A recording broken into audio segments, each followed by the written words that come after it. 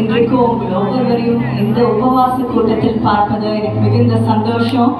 கண்டிப்பா நீங்க செய்யற ஒவ்வொரு ஜெபத்தையும் ஆண்டவர் இன்றைக்கு கேட்டு பதிலை தருவார். எத்தனை பேர் நம்புறீங்க? ஆமென். நீங்க நிறைய பேர் யோசிக்கலாம், எப்போ எனக்கு ஜெபிக்க போறீங்க, என்னோட பிரச்சனைக்காக நீங்க எப்போ ஜெபிக்க போறீங்க அப்படின்னு நீங்க சொல்லிட்டு இருக்கலாம். முதலாவது நம்ம மற்றவங்களுக்காக நம்ம ஜெபிக்கும் போது நம்மளுடைய பிரச்சனைகள் நம்மளுடைய கஷ்டங்களையும் ஆண்டவர் மாற்றுவார். ஆமென். முதலாவது நம்ம மற்றவர்களுக்கு நம்ம ஊழியம் செய்வோம், மற்றவங்களுடைய கண்ணீரை நாம் துடைப்போம், மற்றவங்களுடைய கவலைகளை நாம் ஆண்டவர் எடுத்து போட வேண்டும் என்று ஆண்டவரிடத்தில் மன்றாடி ஜெபிப்போம். அப்பொழுது ஆண்டவர் நம்மளுடைய கவலைகள், நம்மளுடைய கஷ்டங்கள், நம்ம குடும்பத்தில் இருக்கிற பிரச்சனைகள், நம்மளுடைய கடன் பிரச்சனைகள் எல்லாவற்றையும் மாற்றி போடுவார். அதுதான் நம்ம வேதத்துல பார்க்கிறோம்.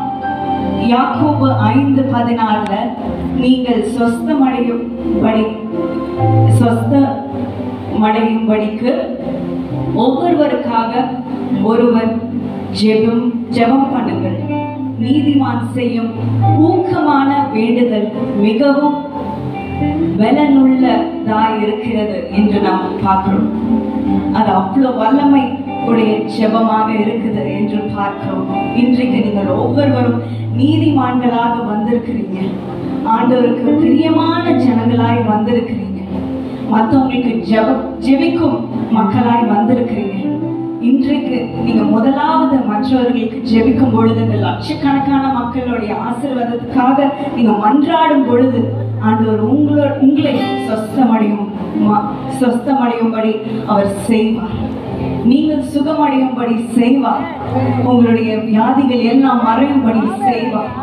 குடும்பத்தில் இருக்கிற ஒவ்வொரு குழப்பமும், ஒவ்வொரு பிரச்சனையும், ஒவ்வொரு சண்டையும் தானாக மறையும்படி அவர் செய்வார்.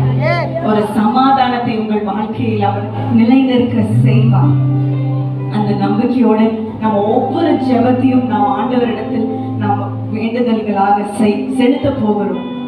அது மட்டும் இல்லாம ஆண்டவருடைய அன்பினால் உங்களை இன்றைக்கு நிரப்ப போகிறார். மற்றவங்களுக்காக மன்றாடுறதுக்காக அவருடைய அன்பினால் அவர் நிரப்ப போகிறார். உங்க வாழ்க்கையில நீங்க அடிபட்டு, தள்ளப்பட்டு, ஒடுக்கப்பட்டு நீங்க வந்திருக்கலாம்.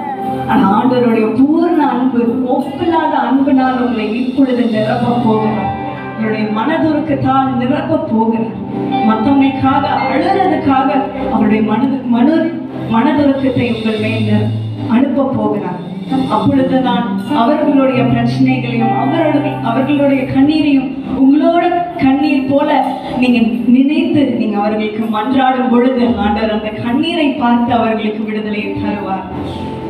எவ்வளவு லட்சக்கணக்கான மக்கள் தேவைகளோட உங்களை போல தேவைகளோட வந்திருக்கிறார்கள். அவர்களுடைய அற்புதங்களுக்கு நீங்களும் ஒரு காரணமாக ஆண்டவர் மாற்றுவார். இப்பொழுது நாம் செய்கிற ஒவ்வொரு ஜெபத்தையும், நீங்கள் செய்கிற ஒவ்வொரு ஜெபத்தையும் ஆண்டவர் மறக்கவே மாட்டார். அங்க அற்புதங்கள் நடக்கும்போது, பிரேயர்ல அற்புதங்கள் நடக்கும்போது, டெலிபோன் பிரேயர் அப்போ அற்புதங்கள் நடக்கும் பொழுது, இந்த மீட்டிங்ஸ்ல, இந்த பிரேயர் ஃபெஸ்டிவல்ஸ்ல அற்புதங்கள் நடக்கும் பொழுது ஆண்டவர் உங்களுடைய ஜெபத்தை அவர் நினைவு கூறுவார். என்னோட மகன் இன்னைக்கு சென்னையில இந்த அற்புத ஃபாஸ்டிங் பிரேயர்ல வந்து இந்த மக்களுக்காக அழுதானே என்று அவர் நினைவு கூறுவார். உங்களுடைய சிறையிருப்பு எல்லாவற்றையும் மாற்றுவார். சொஸ்தமடையும்படி அவர் செய்வார். இன்றைக்கு ஒரு அன்பினால் என்னை நிரப்பும் சுவாமி, இந்த அன்பினால் என்னை நிரப்பும் சுவாமி, உம்முடைய அன்பினால் நிரப்பும் சுவாமி. நான் மனிதர்களுடைய அன்பினால் அன்பிற்காக நான் தேடி போயிருக்கலாம். அந்த அன்பை நான் பார்த்து நீங்க இன்றைக்கு சோர்ந்து போய் வந்திருக்கலாம். இன்றைக்கு சுவாமி, நீர் உம்முடைய அன்பினால் என்னை நிரப்பும் சுவாமி என்று நாம் கேட்போம். அவர் இன்றைக்கு அவருடைய மனதிருக்கத்தையும் அவருடைய அன்பின் வல்லமையை உங்கள் மேல் அனுப்புவார், நிரப்புவார். அதை நாம் இப்போ பெற்றுக்கொள்வோமா? எழுந்து நின்று இந்த இயேசுவின் அன்பை பற்றி நாம் பாடி, இந்த இயேசுவின் பூர்ண அன்பு, அற்புதமான அன்பை நாம் இப்பொழுது பெற்றுக்கொள்வோம்.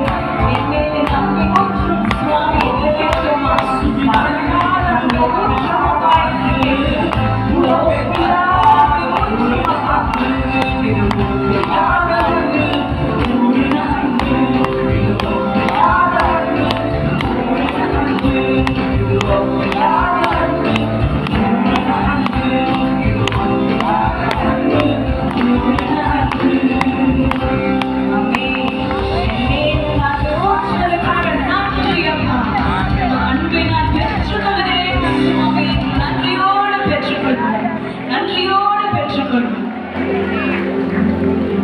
எத்தனை பேர் இயேசுவோடைய அன்பை உணர்ந்து கொண்டிருக்கிறீங்க? இந்த வேளையில அவருடைய பரிபூர்ண அன்பினால் நம்மை நிறைத்துக் கொண்டிருக்கிறார். இங்கே அநேக பேர் பலவிதமான அன்பை இழந்து போய் வந்திருப்பீங்க. மனிதர்களோட அன்பை இழந்து போய் வந்திருப்பீங்க, உறவினரோட அன்பை இழந்து போய் வந்திருப்பீங்க. ஆனா இன்னைக்கு ஆண்டவர் அவருடைய அன்பினால் நம்மை நிறைக்க வல்லவராய் இருக்கிறார். அந்த அன்பை நம்ம மேல் ஊற்றுறதுக்கு அவர் அவருடைய சிங்காசனத்தை விட்டு இறங்கி வந்து தாழ்வில் இருந்த நம்மேல்